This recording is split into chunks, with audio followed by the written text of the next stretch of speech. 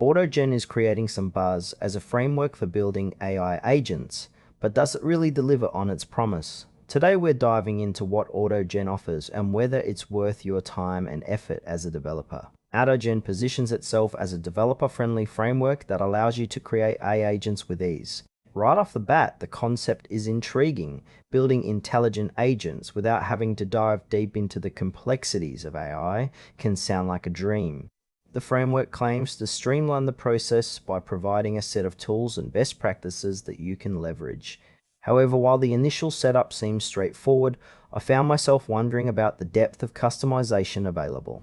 For someone just starting, the user experience feels accessible, but more advanced developers might find it lacking in flexibility. There's also a noticeable absence of detailed documentation or community support, which raises some red flags. It's clear that AutoGen is aimed at developers looking for a quick start, but it leaves me curious about how well it scales for more complex projects down the line.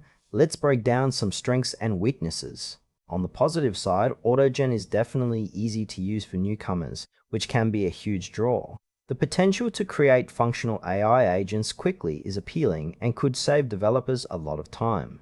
On the flip side, the lack of robust documentation is a significant drawback. If you're someone who tends to rely on community forums or detailed guides, you might find yourself frustrated.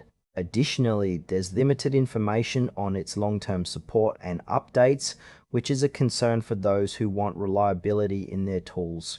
Developers working on more intricate AI projects might want to consider alternatives that offer greater flexibility and support. In conclusion, AutoGen has its merits, especially for developers looking to dip their toes into AI without a steep learning curve.